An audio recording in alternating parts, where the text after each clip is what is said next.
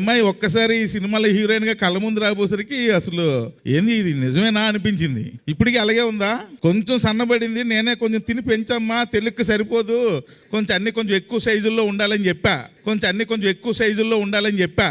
పర్లేదు, కొంచెం ఇంప్రూవ్ అయింది, నెక్స్ట్ టైంకి బాగా ఇంప్రూవ్ అవుతుంది. అమ్మాయి ఒక్కసారి ఈ సినిమాలో హీరోయిన్ గా కళ్ళ ముందు రాబోసరికి అసలు ఏంది ఇది నిజమేనా అనిపించింది.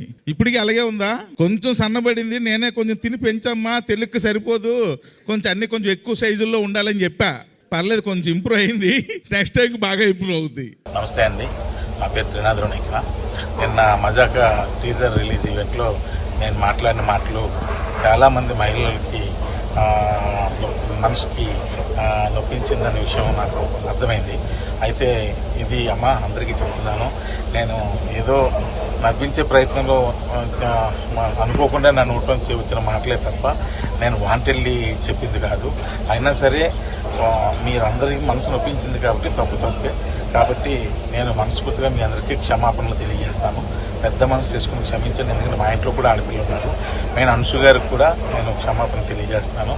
అలాగే ఇంకా నేను ఏదో కామెడీ కోసం మా హీరోయిన్ని ఏడిపించే ప్రాసెస్లో వాడిని మ్యానరిజం కూడా చాలా పెద్ద తప్పు జరిగిపోయింది. అది కూడా వాంటెళ్ళి చేసింది కాదు, ఊరికి అక్కడ ఉన్న వాళ్ళని అందరినీ నవ్విద్దామని అనుకున్నాను. కానీ ఇది ఎంత పెద్ద ఇష్యూ అవుద్దని అనుకోలేదు. దయచేసి దానికి సంబంధించిన వరకు కూడా వాళ్ళ మనోభావాలు దెబ్బతీసి ఉంటే ఆ పర్సన్స్ అందరికీ కూడా మనస్ఫూర్తిగా క్షమాపణ తెలియజేస్తాను. దయచేసి నన్ను పెద్ద మనసు చేసుకుని క్షమించండి.